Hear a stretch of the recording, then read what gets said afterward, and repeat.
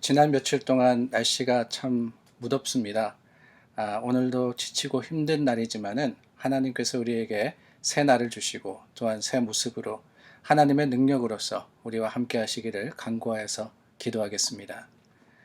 참 좋으신 하나님 감사합니다. 우리의 마음과 생각을 주장하여 주시고 하나님의 뜻 가운데 주님의 계획으로 우리가 믿음의 담대한 발걸음을 옮기게 하여 주심을 감사드립니다. 우리 무더운 여름에 지치고 힘든 영혼을 하나님께서 어루만져 주시고 우리의 힘이 되어 주시며 능력이 되어 주시기를 간구할 때 예수님 이름으로 기도드립니다. 아멘. 찬송가 164장, 찬송 164장 찬양하시겠습니다.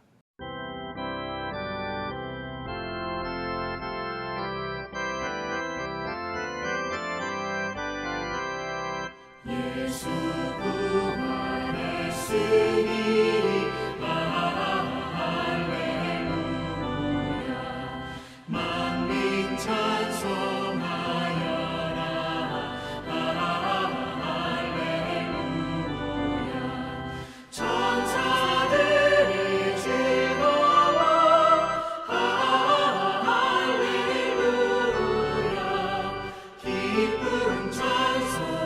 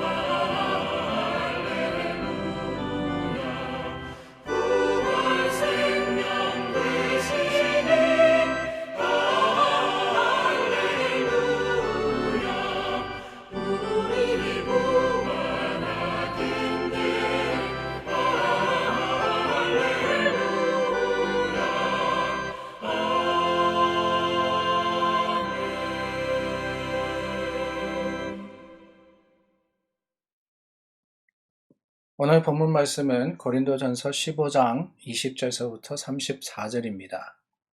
그러나 이제 그리스도께서 죽은 자 가운데서 다시 살아나사 잠자던 자들의 첫 열매가 되셨도다. 사망이 한 사람으로 말미암았으니 죽은 자의 부활도 한 사람으로 말미암는도다. 아담 안에서 모든 사람이 죽은 것 같이 그리스도 안에서 모든 사람이 삶을 얻으리라. 그러나 각각 자기 차례대로 되리니 먼저는 첫 열매인 그리스도요 다음에는 그가 강림하실 때에 그리스도에게 속한 자요 그 후에는 마지막이니 그가 모든 통치와 모든 권세와 능력을 멸하시고 나라를 아버지 하나님께 바칠 때라. 그가 모든 원수를 그 발 아래에 둘 때까지 반드시 왕노릇 하시리니 맨 나중에 멸망받을 원수는 사망이니라. 만물을 그의 발 아래 두셨다 하셨으니 만물을 아래에 둔다 말씀하실 때에 만물을 그의 아래에 두시니가 그 중에 들지 아니한 것이 분명하도다. 만물을 그에게 복종하게 하실 때에는 아들 자신도 그때 만물을 자기에게 복종하게 하신 이에게 복종하게 되리니 이는 하나님이 만유의 주로서 만유 안에 계시려 하심이라. 만일 죽은 자들이 도무지 다시 살아나지 못하면 죽은 자들을 위하여 세례를 받는 자들이 무엇을 하겠느냐? 어찌하여 그들을 위하여 세례를 받느냐? 또 어찌하여 우리가 언제나 위협을 무릅쓰리요? 형제들아, 내가 그리스도 예수 우리 주 안에서 가진 바 너희에게 대한 나의 자랑을 두고 단언하노니 나는 날마다 죽노라. 내가 사람의 방법으로 에베소에서 맹수와 더불어 싸웠다면 내게 무슨 유익이 있으리요? 죽은 자가 다시 살아나지 못한다면 내일 죽을 터이니 먹고 마시자 하리라.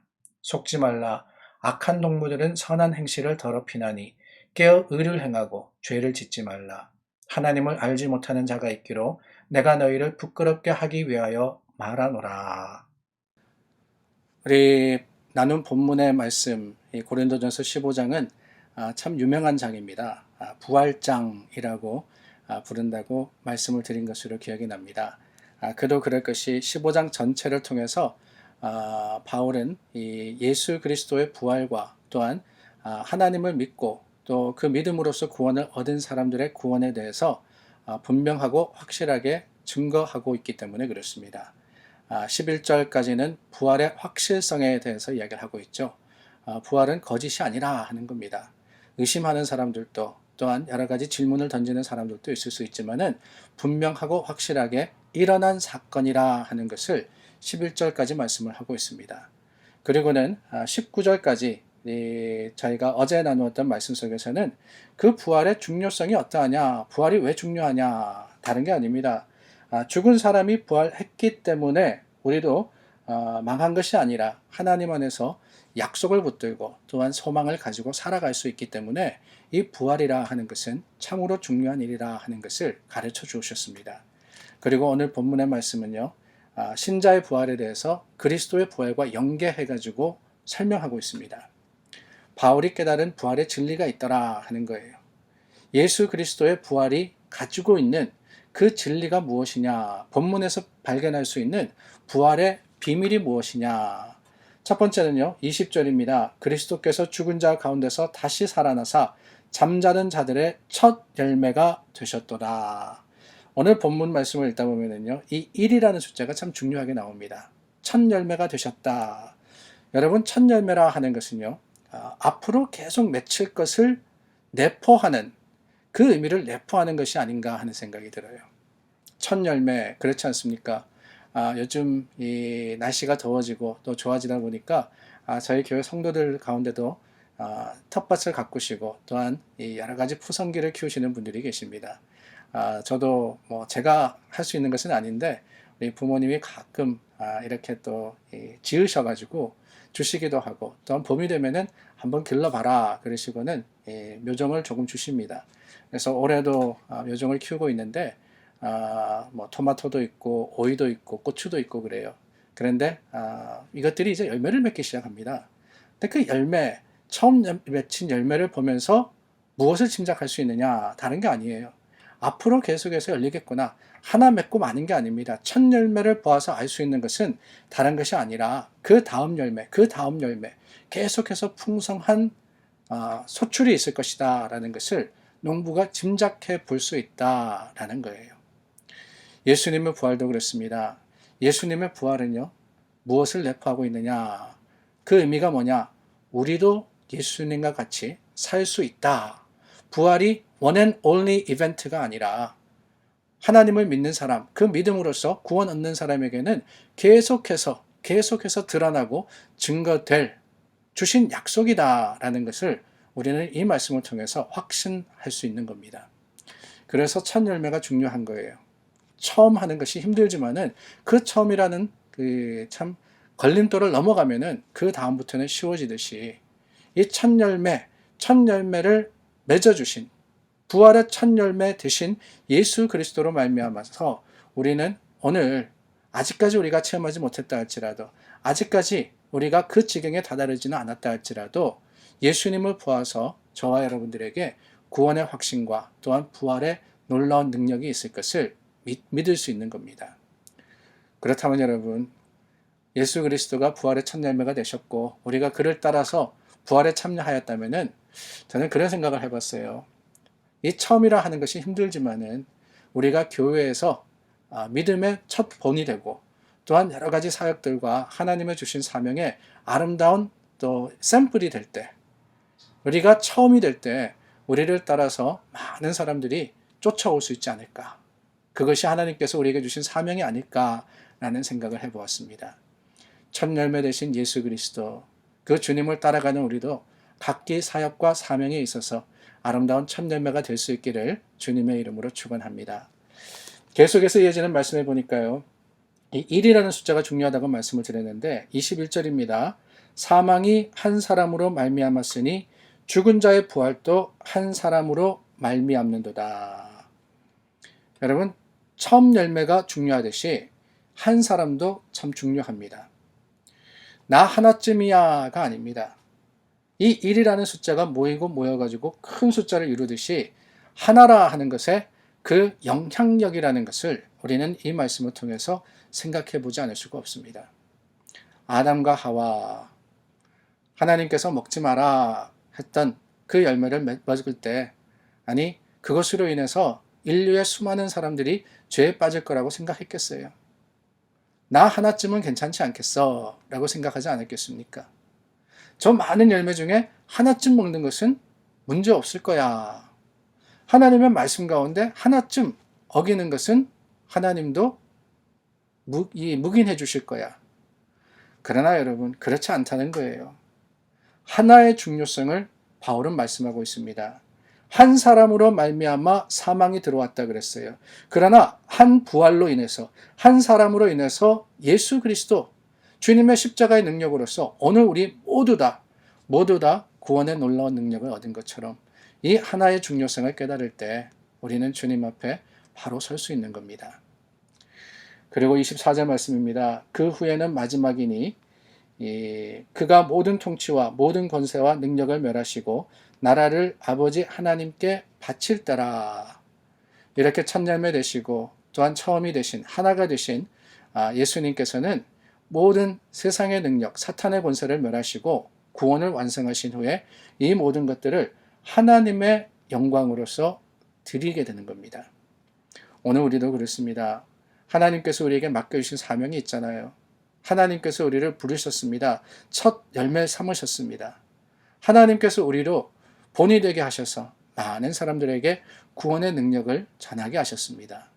그 사명을 붙들고 그 사명의 궁극적인 목적이 어디 있느냐, 이것을 생각하는 저와 여러분들이 되기를 바라요. 우리가 구원받은 것, 하나님께서 저와 여러분들을 택하신 것은 여기서 멈추는 게 아닙니다. 하나가 끝이 아니라 하나가 되면은 둘이 되고, 둘이 넷이 되고, 넷이 여덟이 되고, 여덟이 16이 되듯이 이렇게 기하급수적으로 주님의 주신 구원과 기쁨의 감격이 번져감으로 말미암아서 주님 안에서 놀라운 능력과 권능으로서 하나님께 영광을 돌리는 것을 주님은 원하시는 겁니다. 이를 위해서 우리가 해야 할 일이 있습니다. 오늘 31절 말씀해 보니까 형제들아 내가 그리스도 예수 우리 주 안에서 가진 바 너에게 대한 나의 자랑을 두고 단언하노니 나는 날마다 죽노라. 나는 날마다 죽노라. 첫 열매, 그 한 사람이라 할지라도 우리는 자랑할 것이 없습니다. 그저 주님께서 허락하여 주신 것 감사함으로써 하나님께 찬양하고 내게 사명 주신 하나님, 그 은혜에 겨워서 오늘 우리를 주님 안에 그 주님의 길을 쫓아서 예수 그리스도의 본을 행하는 믿음의 사람들이 되기를 원하며 그것으로 하나님께 영광 돌리며 주님 앞에 서는 교회가 될 수 있기를 예수님의 이름으로 축원합니다. 기도하겠습니다. 참 좋으신 하나님, 우리에게 힘이 되어주시고 또 본이 되어주심을 감사드립니다. 예수 그리스도가 첫 열매가 되어주셨기에 우리가 구원의 확신을 가지고 오늘을 시작합니다. 주님, 주님의 때가 이름에 그 풍성한 열매를 하나님께 드릴 수 있도록 우리 마음과 생각을 주장하여 주시고 하나님의 거룩하심으로 인도하여 주심으로 말미암아 감사와 찬양이 그치지 않도록 도와주시옵소서. 우리를 기뻐 받으시고 오늘 하루도 풍성한 능력으로 채우실 때 하나님의 거룩하심에 아름다운 증인 되기를 원하여 예수님 이름으로 기도드립니다. 아멘. 금요일입니다. 이제 내일 모레 저희가 엘리자베스에 드리는 마지막 예배가 준비되고 또한 여러분들의 기도 가운데 우리가 기대하여서 나아가고 있습니다. 예배를 위해서 기도해 주시기를 바랍니다. 우리 참 하나님께서 이 지난 45년, 특별히 이 자리에서 35년 동안 하나님께 영광 돌리며 우리가 신앙생활 해왔는데 그 모든 것들에 또한 새로운 도전으로서 우리를 이끌어 주시기를 간절히 구해서 기도 부탁드립니다. 함께 기도하겠습니다.